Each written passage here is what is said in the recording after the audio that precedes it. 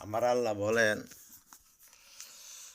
তোমাদের মধ্যকার যাহারা ঈমান আনিয়াছে আর সৎ কাজ করিয়াছে তাদের সহিত আল্লাহর ওয়াদা রইয়াছে যে তিনি তাদেরকে জমিনের খেলাফত অবশ্যই দান করিবেন, যেরূপ সেই লোকদেরকে খেলাফত দান করিয়াছেন যাহারা পূর্বে গত হইয়া গিয়াছে, আর যে দিনকে তিনি ইহাদের জন্য পছন্দ করিয়াছেন তাকে ইহাদের জন্য মজবুত করিয়া দিবেন।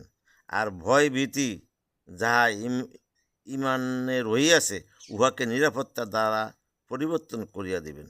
তবে সত্য হইল এই, তাহারা আমার ইবাদত করিবে, আমার সহিত কাহাকেও শরিক করিবে না। সূরা নূর রুকু ৭। এই আয়াতে সকল উম্মতের নিকট ওয়াদা করা হইয়াছে যে ঈমান আনলে এবং সৎ কাজ করলে তাদের হুকুমত দেওয়া হইবে। নবী করিম সাল্লাল্লাহু আলাইহি সাল্লামের আবির্ভাবের পর হইতে খেলাফত রাশেদ পর্যন্ত সাহাবায়ে কেরাম আল্লাহর দ্বীনের সাহায্যে সার্বভৌম নিয়োজিত থাকায় তাহারা বিরাট বিজয় অর্জন সক্ষম হইয়াছিলেন। নবী করিম সাল্লাল্লাহু আলাইহি সাল্লামের জীবদ্দশায় এবং পরবর্তী সময়ে এই বিজয় অর্জিত হয়। পরবর্তীকালে বিভিন্ন স্থানে আল্লাহর এই অঙ্গীকার বাস্তবায়নের লক্ষ্য করা হইয়াছে, ভবিষ্যতেও নিঃসন্দেহ লক্ষ্য করা হইবে। পবিত্র কোরআনের জন্য একটি আয়াত রাব্বুল আলামিন বলে দিয়েছেন, তোমরা দ্বীনের রশিকে মজবুত করে ধরো এবং পরস্পরকে বিচ্ছিন্ন হইও না। উল্লেখিত সংক্ষিপ্ত কর্মপদ্ধতি প্রকৃতপক্ষে ইসলামী জীবন ব্যবস্থা এবং পূর্ববর্তী পুণ্যশীল লোকদের আদর্শ জীবনের নমুনা স্বরূপ।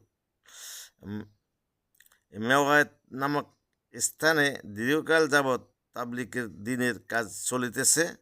এই কাজ সম্মিলিত চেষ্টার ফলে এই কাজ দিনে দিনে উন্নতি লাভ করিয়াছে। ইতিমধ্যেই এই কাজের বরকত লক্ষ্য করা গিয়াছে।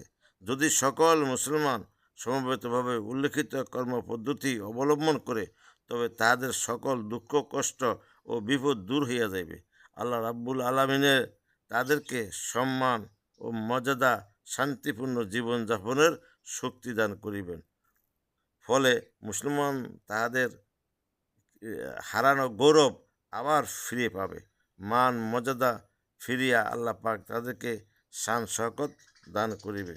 আমরা মাকলুকমুখী না হইয়া আল্লাহমুখী হব। আল্লাহ আমাদেরকে সব কিছু দিবেন যা আমাদের চাহিদা।